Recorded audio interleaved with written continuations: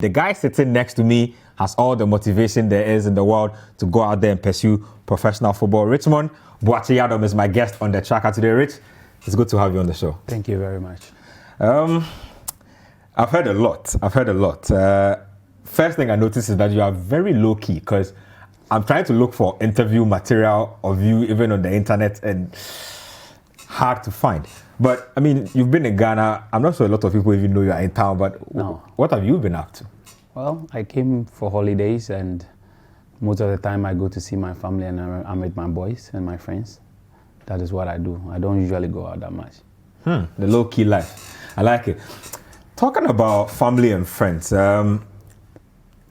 where is family for you? And before you became Richmond Boakye-Yiadom, the guy who was on TV, where did it all start? Well, my mom and my dad are both from Asante Bekwai. Oh. And I was born in Sunyani. By God's grace, we moved to Bechem on a transfer. Okay. And I had opportunity to come to Accra. And I was picked by Oliver Bechem United for a tournament, and that is where it all started from. You're going past the details too quickly for me. Slow down for me a little. But if you want to send in your thoughts to the show, the text and WhatsApp number is on your screens over there. So do send in your thoughts. Send in questions for Richmond Boakye-Yiadom. I will be too happy to read them out. Let's talk about time in the Bronga-Hafo region, because I've realized that it's really a hub for the development or the upcoming of a lot of players. I interviewed Audi Saka, 2 years ago, and he was telling me that he picked up his football from a place called Sampa.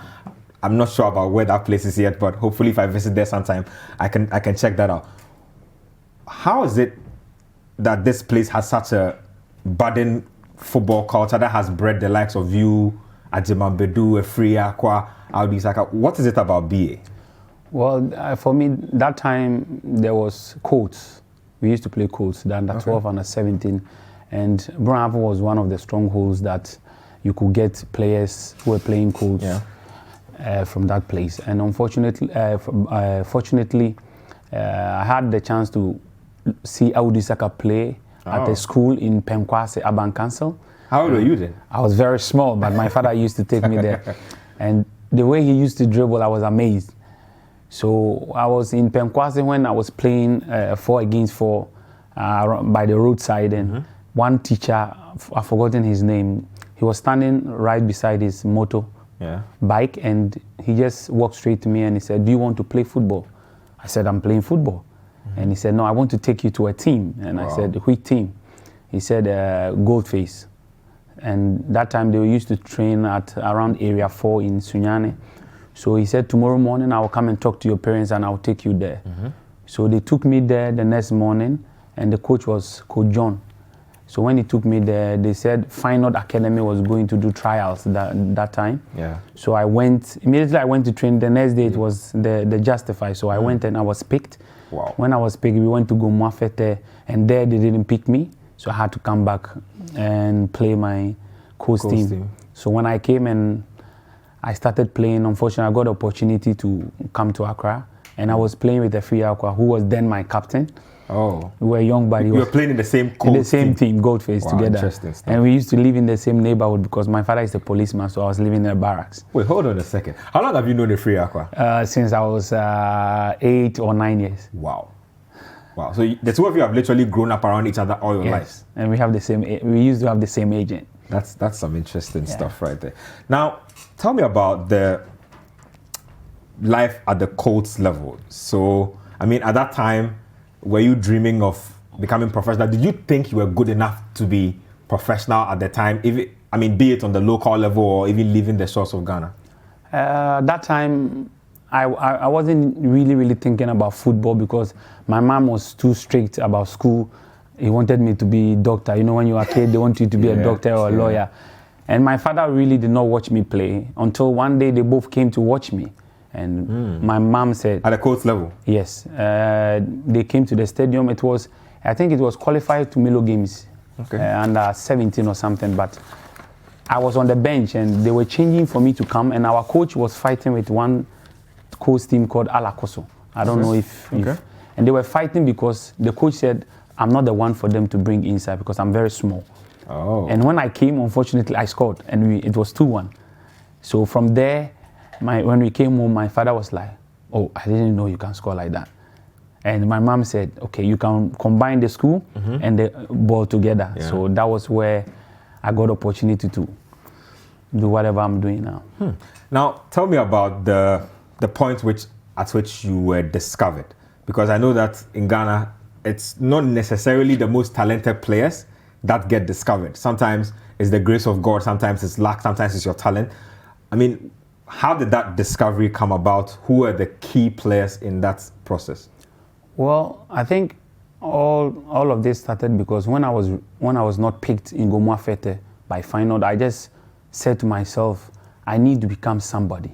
I need to prove a point that even though I'm not picked at the academy, but I can be remembered as one of the good players in Africa. Yeah. So I had opportunity to play a tournament in Italy, but I was in Bechem that time. So I think Bechem United had second division and first division. So the second division walked up to me. They came to our house and they told my father, we want him to play the second division. My father said, he's sitting there. You can speak to him. So when they asked me, it was Nanaya who was the captain then, and Reginald Asante. Reginald Asante. Yeah. Wow. So when they came, I said, no, I'm not playing second division. I want to play the first division. And they look at my age and they were like, you cannot play the first division because they are too big. I said, no, I'm not a second division player. So they went back and I think they went to tell the team owner. The boy said he doesn't want to play the second division. So he said, okay, then let him come to train with the first division. If he proves himself, he stay. And unfortunately, the first day of training was a training game and I scored 2 goals. Ooh. So after that, Reggae called me and Reggae said, you can play. So that was it for you. You got your break into the Bechem first team. How many matches did you play there? Small. I think I played one of the big games against Bechem Chelsea. That time they've come to Bechem and everybody was willing to see the 2 teams participate. So I was even in the house. I was not selected. The new coach who came saw my height and my age. He didn't pick me. So Reggae was in Accra. So he came a day before the game. So when he came, I think Reginald Asante asked, where is my boy? And it was like, he was not selected.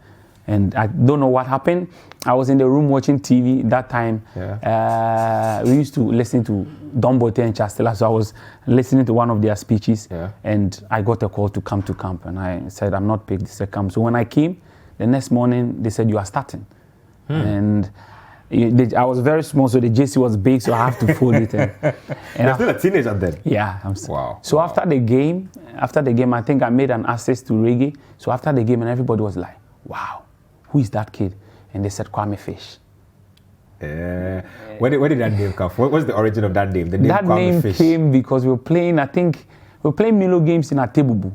And there was a defender called Matt Fish. And in that game, is like that area, he was very, very popular, that defender. So before the game, I think they just made a small recording that what is going to happen to him since I've been scoring. I said, oh, I will disgrace him. So in the game, I really made him suffer, and I scored again. So after the game, the guy walked straight to me. I think I've forgotten his long time, Jones or something. He said, you've disciplined me today. I respect you. So most of the school people that were with me said, why don't we remove this Mad Fish guy and just put that your house name, Kwame Fish? And suddenly, there was one guy called Y. He's from Duayam Content. He started calling me Kwame Fish, and the name stuck. It stuck. Do people from there still call you Kwame Fish when you go back home? The Bechem people and the senior people, they don't want to accept the Boakye magic until maybe they say it and I say, bro, level don't change. Don't call me Kwame Fish again.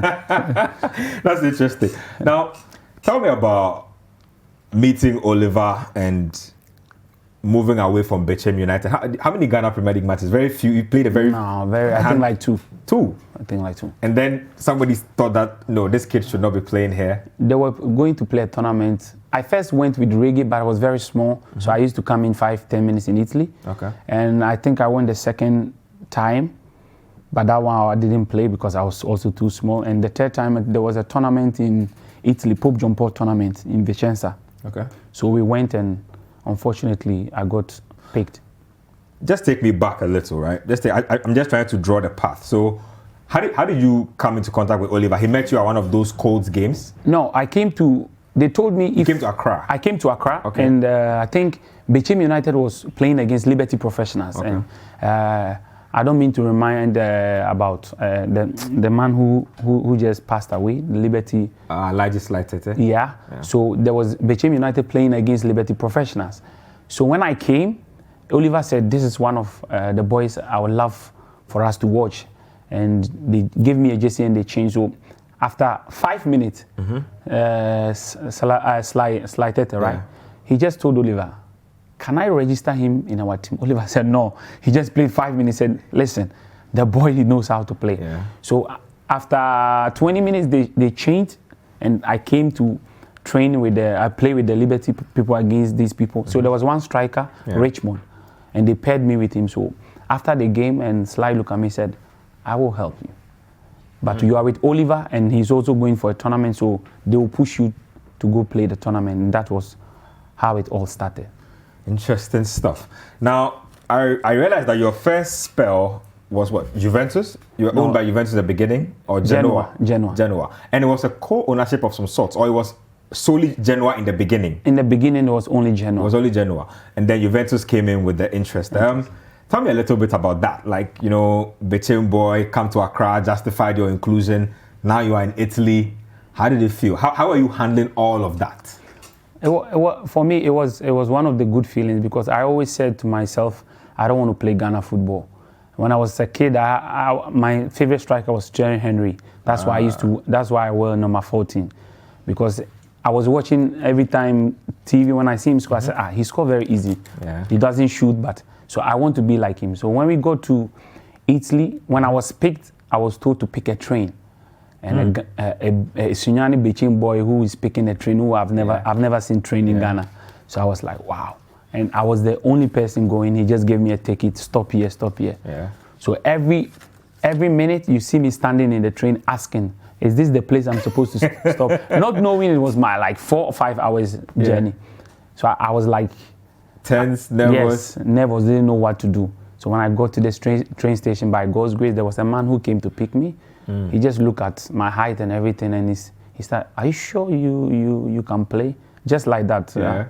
I said, don't worry, God will handle what I'm supposed to do here. So I went to the hotel, slept. The afternoon, they picked me. And when I go there, in my career, whenever I get to a place, there is always a game. So when I got there, they were playing a game, and I was like 14 years or 15 years. So they took me to the... early? Yeah. Wow. So they took me to the under 15, and we started playing. And I think around 35, 40 minutes, I've already scored 3-4 goals. And the director asked, who is he? And they said, a new player. Yeah. So within 1 hour, 20 minutes, they told me to stop playing and pick my boot and go to the next people. From 15 to go to the 17 to train with those people. So I went there, and when I got there, they were also playing a game. And they changed for me to play, and there too I scored 5 after the game. So I can't believe this. Even me myself, I was shocked. So after the game, when I came to my hotel, and I was like, hey, Erade, I did you need too much, because the goals were coming, and the next morning they told me, we want you to stay, and you have a 3-4 year contract. Genoa. Yes. Wow. Now tell me about how a 15-year-old settles down in Italy. So do you live with a guardian? Do you live with your agents? Like, do they rent a house for you? Do you live in a hotel? What's that like? Most of the players that were from outside, we had a place that we live, like the place for the Genoan players, the youngsters. So they have something like, let's say, like a little academy type place or hostel for the foreign players that come in? To stay there. So I went to meet Isaac Kofi. He plays in Turkey now. And when I went, Isaac Kofi was not there, but they told me there was a Ghanaian player there. And after came Masaudu Alassane, Chipsa. Roman Chipsa. Yeah. So we were like at least 4 Ghana boys there. So nice. Now, before I even go on to my next topic, tell me about how you people relate there as a group of Ghanaians, right? So do you people hang out together, eat together, like chill together? What's the bond like between you guys that were there in the same group at the time? It was nice because meeting your fellow Ghanaian and you people speaking, they told us to start learning Italian, but Ghanaians, when we meet, there is no Italian. We're speaking Twi throughout. So most of us was finding it difficult to learn the language, but it was very nice and very peaceful. I remember that time, Isaac Kofi was the one who went. He went earlier, so he had a little bit of euros in his pocket. And that time we didn't know. So he used to take us to one shop and he'll buy us a lot of things and we'll be so happy.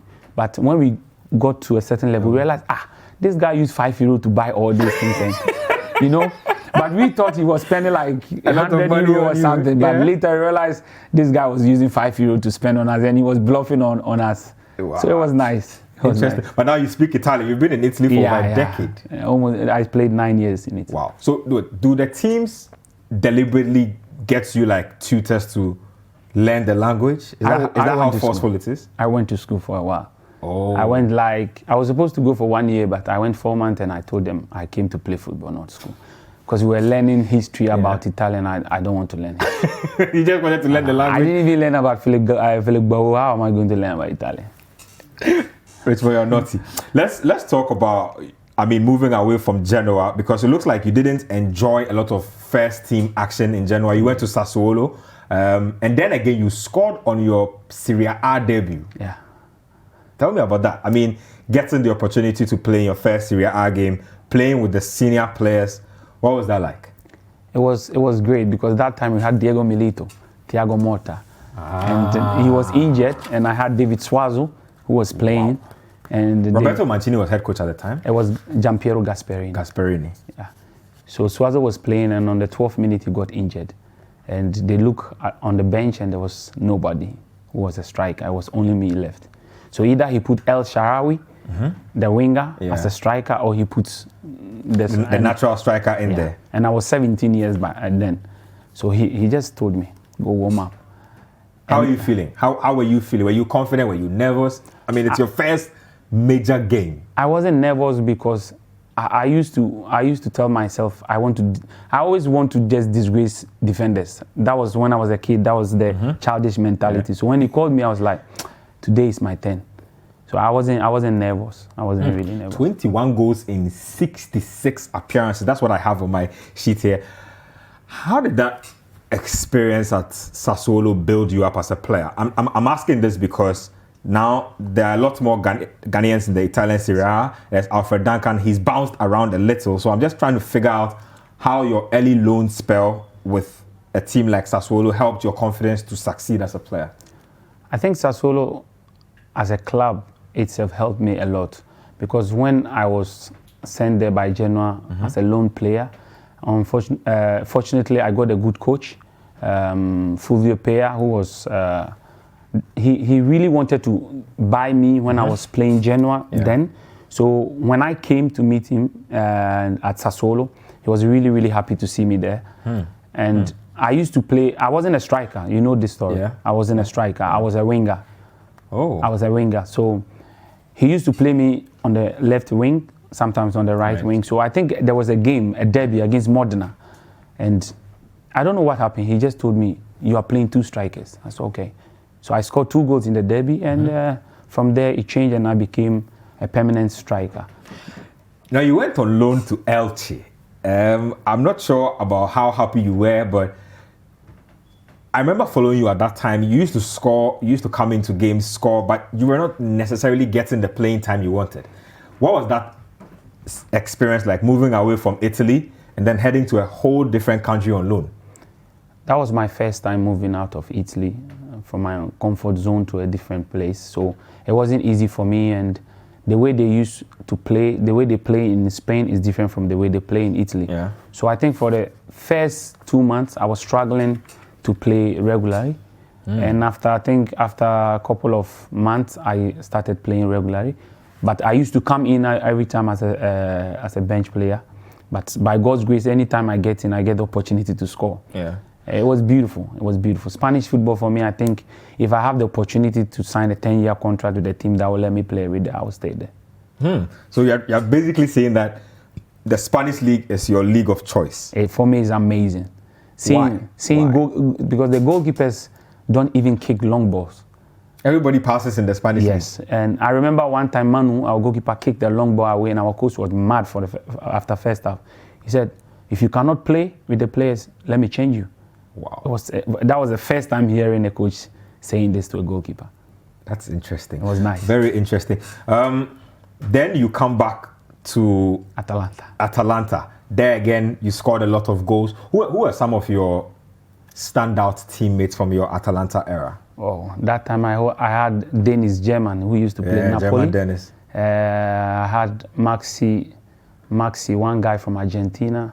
I had Ciccarini. We had Raimondi.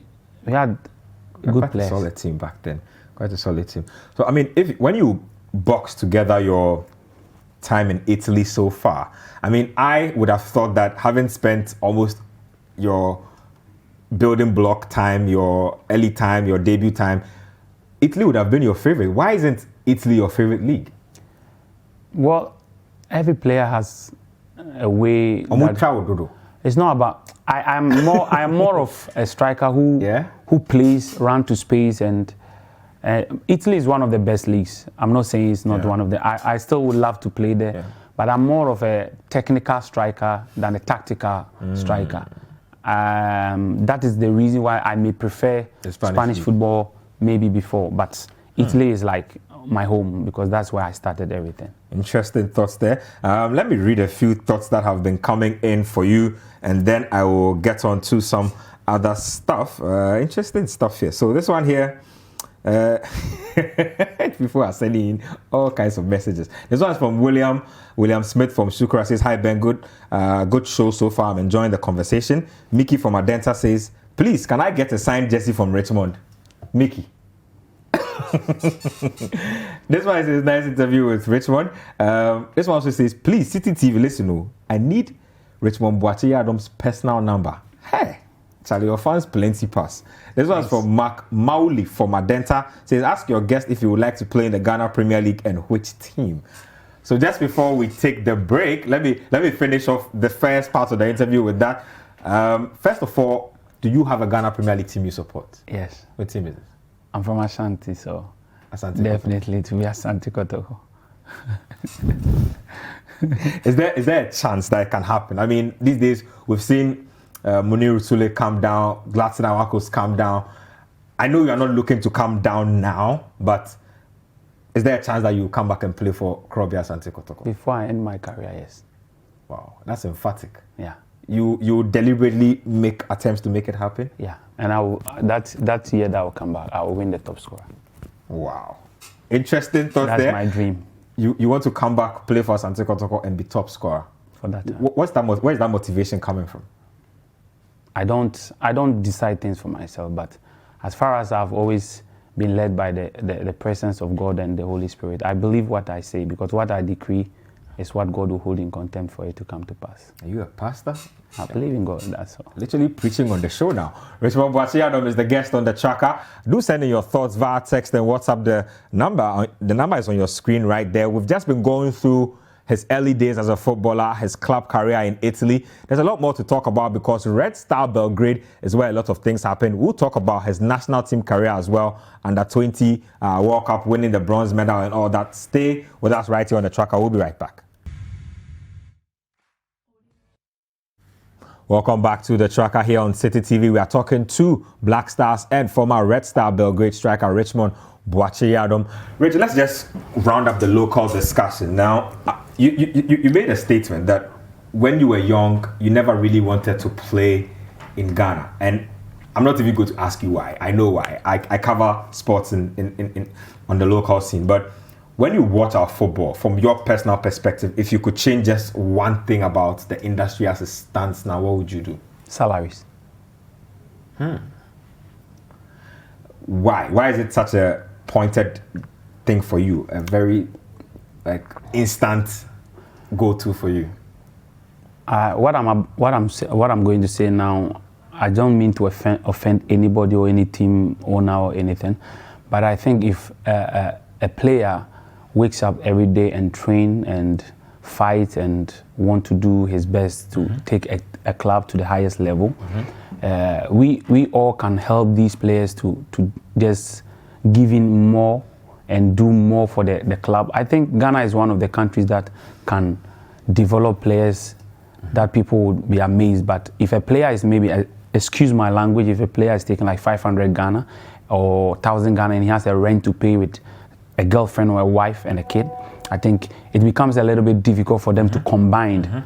So I think if there can be sponsors that can help these players and just to put a limit of a salary to help them and give them that peace to train and not have issues at home, I think our Ghana league is going to be one of the best leagues in Africa.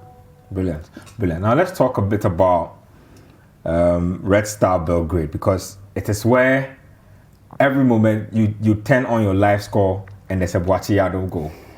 Turn it back on again, there's a hat-trick. What was it about Red Star Belgrade and playing in Serbia that just made things, I won't say easy, but just smooth for you like that? Oh, well, I thank God Almighty for this question. I've always wanted to answer this question because most of my friends always ask me, why would you go to Serbia? And I will say this: those who believe in God should believe in prophecy. It's real. People may think it is not real because I had the opportunity to move to different clubs. What were your other options? Because at that time I think that time there was a rumor about Villarreal, there was a rumor about Verona, Fiorentina, but I don't know why. I was called early in the morning by Prophet Kwameza, or that is my pastor. He told me there are 2 clubs who will be coming. Don't go for the yellow shirt, go for the red and white. So I didn't even know. It was 4 months before it happening. So when Oliver called me and he said, there is a team from Serbia and there is a team from this place, I said, Serbia. Because in Italy, even me, I never go on live score, so I don't know which club is Red Star Belgrade. But when I woke up the next morning, that Oliver told me and he said, they haven't red and white jerseys. So I remembered 4 months ago, Papa said something. So I called him and said, he said, don't go anywhere, go to Serbia. And interesting. It was amazing. And then you realized how big a club Red Star was. Yes, when I got there, the first day I got there, I was like, whoa.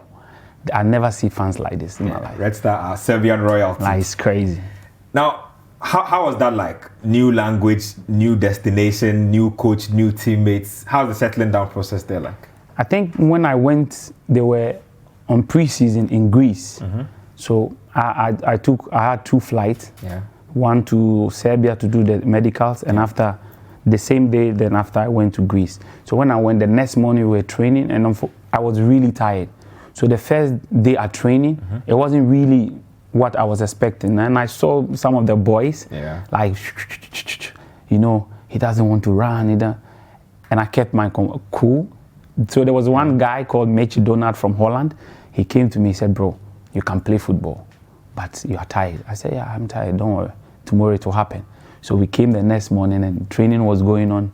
Then everybody's idea and perception changed about me. That was how it all started. My first game was 1, second was 2 goals, third was 3 goals. Wow. I don't know how God was doing it, but it was crazy. Now tell me something, right? I know you've signed a contract already with them, but when you come into a team and you become so prolific, I mean, do the team owners treat you preferentially? Do you get some benefits on the side? Yeah, I used to eat free when I go to restaurant. Wow, for real? Yeah, I had a spaghetti. I had my name on one spaghetti. They call it the Boakye pasta in some of the restaurants. That's amazing stuff there. That's amazing. Now, what's your most memorable memory? How's a memorable moment from your days at Red Star? A goal against Cologne. This was what, Europa League? Europa League. That was my first time of playing Europa League in my career. And I shoot the ball from, I think, 27, 26 yards. And it was amazing. You played in the Champions League as well. Yeah. How big an experience is it? Is it just a name that we all make noise about, or for you as a player, when you're about to step on the Champions League stage, you can feel it that this is a stage above the others? Is that what it is? For me, yes.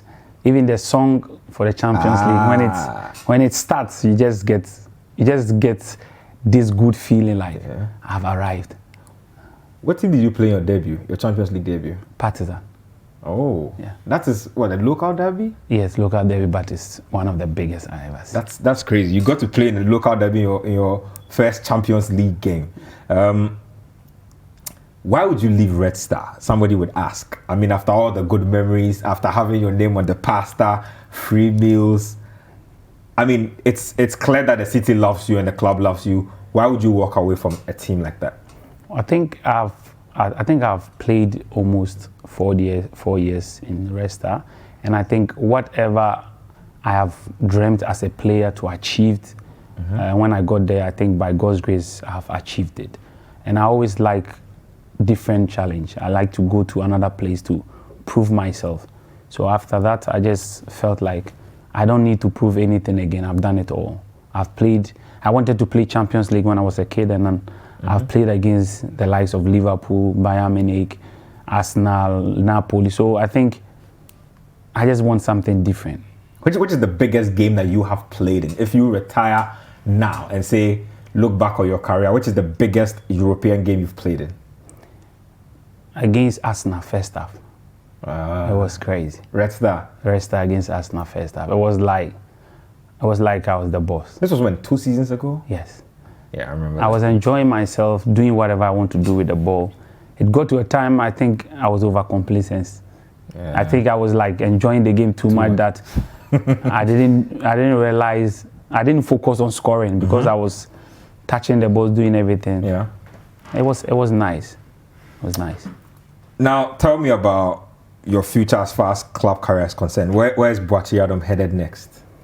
Well, I'm just waiting on God first, and I'm waiting on my manager to just bring the offer for me to fly.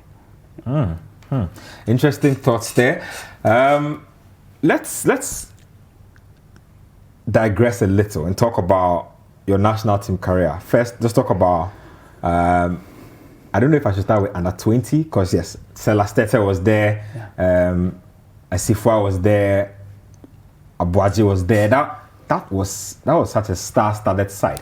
One, did you think that team underachieved by coming third in that competition? I think we could have done more, but that under 20, I would take the opportunity to say something. When I came to join them, I was with Baba Rahman. We went to the national team. That time I played 31 or 30 something games in Sassuolo, and immediately we were coming for holidays. We were supposed to go, and we went with the national team. And after the national team, we were supposed to come back again, fly again to Turkey. So there was a little bit tiredness around me, and it wasn't that easy, but what the boys did, I think they did their best, but maybe we could have done more. Now, just to link this with your club career, I remember I realized you and Pogba were teammates at a point at Juventus. You played him in that competition twice, I believe. Yes. What is he like as a person, and what was it like? What was it like now seeing him move on from Juventus, France, Manchester United, getting bashed by fans that he's not doing well enough? I mean, having known him yourself, what is all that like for you?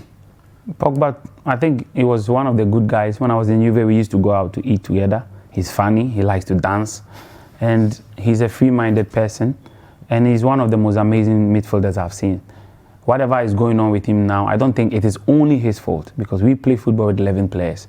So you can't single out a player and say maybe this is going wrong. And players, we have moments. I came back from China and I was able to play the qualifiers for the Champions League, good games. And after I was struggling, and the people who loved me later, you could see some comment. He went to China, he's a Chinese player now. You know, when you buy a phone from Europe and you buy China, but people do all kinds of comparisons. People do all kinds of comparisons, but you have to be strong. And for me, I think Pogba is one of the great players in the world, and he always remain one of my favorite midfielders. Nice. Let's talk about the AFCON. Now, you got injured right before the AFCON. 5 minutes before we went to South Africa. How does that feel? It was one of the most painful moments in my life, because that was the season I was really scoring in Sassuolo. I was on top form. I was playing, and even the training matches against Tunisia, Egypt, I felt so good. I remember Samuel telling me this, I'll never forget this life. Hey, magic. Oh, yes, stop. And in my head, that word gingered my spirit, and I wanted to do more. So for me to just get injured at training. It was very painful, and it was left with 5 minutes for us to end training, and we are going to South Africa. And I had a 50-50 with John Boy, and unfortunately, he sat on my leg and I twisted my ankle. That's such a very freak story. I mean, in the end, you were in the camp with the players. You've already narrated how it feels not to have participated, but what is it like having to sit on a bench in a competition of that nature? You know, Kwesi Appiah was the coach back then. Yes. I mean, what was it like sitting on the bench, just observing and not playing a part? That is one of the sad moments for me. I think as a player, that is very, very, very sad. I came to play and I'm not able to play, but I'm watching, I cannot do anything. It gets to a time you can feel like, oh, if we took 3 strikers and 2 is playing and one of them is tired, they have to replace maybe a winger as a striker, which if I was okay, I could have helped the team, and I wasn't able to help in any way. So that was really, really, really a sad moment for me. Hold on there. Let me read a few messages that have come in, and then we will continue the discussion. Wow, a lot of messages. Okay, let me start off from here. This one here is from Jerry. It says, I'm enjoying the tracker. I want this message to reach Richmond Boakye-Yiadom. I was just like he was and want the same opportunity he got in his beginning. So you want the same opportunity as Richmond Boakye-Yiadom. I'm not sure how you want that opportunity to materialize, but I'm sure you need to make your way to a football pitch, play, and hopefully get seen. This one here is from Pimsin inside Cove Town. Says, please tell my superhero that he's the best striker. Andrew says, kindly ask him if he knows Kennedy Owusu-Ansah and let him know that he has a strong support base in Dansoman. This one's from Dachi Hene, aka Silent Observer from Oyarifa. Okay, he says, great interview. I'm one of the biggest fans of Boakye-Yiadom. I want to know if he's married because I once heard he was married to a white lady. Is that true? You people don't hold back. Silent Observer on par. This one here says that please tell Kwame Ayew that and his friends and co from Sunyani police rented house in number 1. Oh, it says please tell Kwame Ayew that his friends from Sunyani police rented house in number 1 miss him. Okay, so Kwame Chere, Alex Opon, Ernest and co. You know these people. You know they dropped the number, so I might just leave you the number before we go. Ebo and okay, so this is Ebo now in Tamale. Somebody says this player is very humble, even from the way he speaks, and it's even more God-fearing. He should keep it up. This one's from AEC Dixon. Okay, so I think they both sent in messages from different parts of where they are. AEC Dixon says, wow, so amazing watching my mate Kwame fish from St. Vincent International, Bichim. Wow, missing you, bro. He says, you have our prayers, keep the fire burning. Isaac Andor from Yeji, Bono East, says, Boakye-Yiadom is a good player. This one says, good work, senior, God bless you. Joseph Asemeni-Yiadom is my playmate in Bichim. I'm not surprised of what he can do. Is your name Joseph? No, it's Asmani Joseph. Just Asmani Joseph. He used to play with us. He used to play with you. And then this one here, William from Volta region who says, I advise Richmond to stay where he is and make his money. If he wants to earn 450 Ghana cedis a month, then he should come. Well, he says that by the time he'll arrive in Ghana, he would have made all his money already. So I'm not sure he will even care about Asante Kotoko's money back then. Mauli says that besides financial consideration, what will be his advice to players in the Ghana Premier League? Okay, who are playing in the Ghana Premier League? Somebody says you've proven everybody wrong because it is not easy to take the opportunity that you took. Thank you. This is coming from Lele from Yeji. Okay. Ali Zuberu. He says we can call him Bruno. He says I'm really enjoying the show.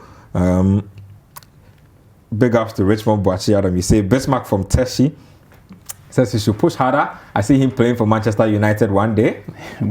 A lot of interesting opinions on where Boakye-Yiadom should be playing and not playing. But I'll read a few more messages before we go. But let's talk again about 2013 going to 2014. It was a World Cup year. Like you're saying, you were in good form for Sassuolo.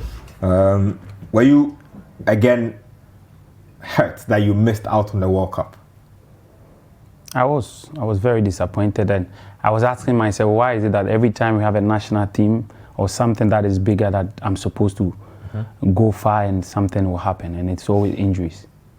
I was not feeling okay, so I used to call my best friend, who is now like my brother Ray, Richard Yamankwa, and we'll be on the phone. I call my big brother, Ernest Boakye. My big brother will always say like, we need to pray, we need to pray, we need to pray. But we were praying and doing all sorts of things, but I always get injured. I mean, have you come to terms with the fact that it's just part of the game? No, I don't believe when somebody said people take me this, they do that. I don't believe in those things. If they could have done it, why don't they give birth to their own self? But there is a creator, so I don't believe in this. Now there's a new Black Star setup. CK Akono is the man in charge now. Have you received a call-up since he came through? I was nearly called the first time he was appointed, and the next morning I got injured. Man, yes, I remember, because I remember discussing you as part of one of his call-ups. You've still gone ahead to score goals even after that situation.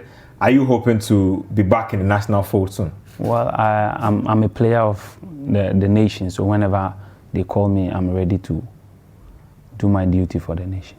He has been under fire himself. I mean, as a manager, you know how Ghanaians, everybody's a coach in Ghana. After his first 6 games, he has a 50% win record. Some people say, from what we've seen, Akono can't do the job. Some people say that he needs our support. We need to help him going forward.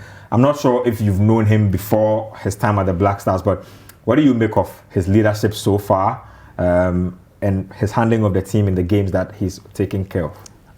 Did people think Leicester City could win the Premier League? No. So why don't we give an opportunity to our own man to do the job and see what God will take us? I think it's time that we need to pray and support anybody who is being chosen as a coach for the national team. If he's black, if he's Ghanaian, we need to support them. We need to pray for them, because they also go through problems as a coach. Being a coach, I think, is not easy.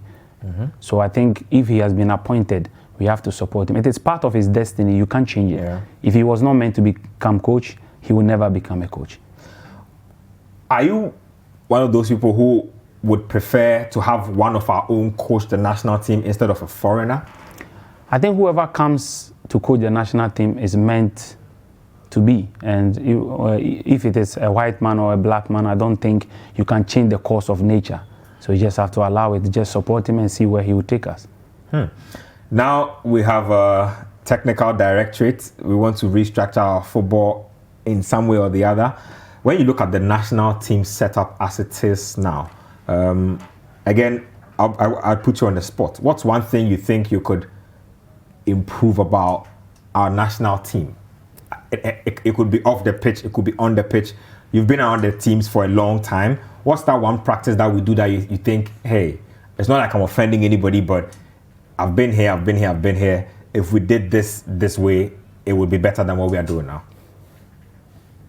I think I said it yesterday to my guys that I think we will win the African Cup this year, and they asked me why, and I told them it gets to a certain period of time, players will just say to yourself, I think enough is enough. And I think when I'm talking with the boys or we are WhatsApping, you can feel like most of the players say, Charlie, this time around there, no joke, we take the cup because it's long. And if you have this unity and this vibe, I think it will happen. So I think what we need is unity, discipline. And you can play one of the big teams in the world, but when you come to your country and you use your club name to just train anyhow, I think that affects the team. Regardless of where you are playing, when you come to the country, when you come to play for the country, you need to give your best as you are giving in your club. And I think most of the players are doing. We all need to add prayers to it. Yeah, that's all. Let's talk about a few random football issues before we bring the interview to a close. I mean, you're not retired yet. You have no plans of retiring. You're very young and still in your prime. But do you have any plans of your future after football? What you want to do? Perhaps coaching, scouting, getting out of football completely? You have no idea? I don't want to take any part in football. Why? I don't want to be a football coach. After football, I just want to be with my family and my guys. Is it because you feel as if football has taken away a lot of your time with them? No, not because of that, but what I want to do after football has nothing to do with coaching, you know. I think I just want God to bless me so much that I can help a lot of people. And when I'm in the car and I'm passing by, there are a lot of people struggling. It's not because they want to stand on the street, but there's nothing to help them get out of the street. So I think me and my family and my boys will try to solve one or two issues in the country if I could do it. I heard you say in an interview I watched that you want to become a man of God. How true is that? Well, if the oil is being released, who am I to say no? That's an interesting take there. If they dip the oil on you, you cannot refuse. There is nothing good in life than to play football and to get to a certain level, and after all, you are getting opportunity to go to heaven. I think that is one of the most greatest thing everybody should wish for. True. You said at the beginning that Thierry Henry was your idol growing up as a striker. Do you have a local idol as a footballer? Oof, I do. Who's this? It was always Asamoah. Because I used to watch him when he played Liberty Professionals. He used to come to play in Sunyani Coronation Park, and we would play a kettle raiser. And I remember one time I finished and he scored a goal. They were playing against Goldface. They brought the game to Brunaf. He scored 2 goals, and that time he used to do that Gaoa movement. He used to do rollings. So I was very, very happy to see him. So you're a fan of Jan? I've always been a fan of him. One more question. Ronaldo or Messi? I'll pick Ronaldo. Why? I'll pick Ronaldo because in terms of scoring, he's there. In terms of jumping with his head, he's there. Left, right, speed, he's full. And the reason why I would choose Ronaldo is Ronaldo has proven himself in all countries. Messi is one of the amazing ever, but I would like him to move and take a challenge somewhere. That's the reason I would choose Ronaldo over Messi. Lovely stuff. Let me read a few messages. The last batch to close out the interview. Da Costa Boedu says that I'm Da Costa Boedu, Ash Gold striker. Okay. Say, I love the way he plays and he's part of my mentors. Okay. This one here. Francis from Medina says, please tell Boakye I'm his biggest fan. Tell him I need a signed jersey from him.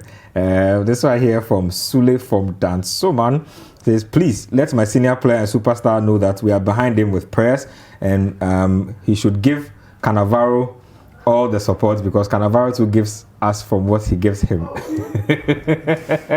I don't know even what that means. I don't know who Cannavaro is, but I'm sure. It's one of my good friends.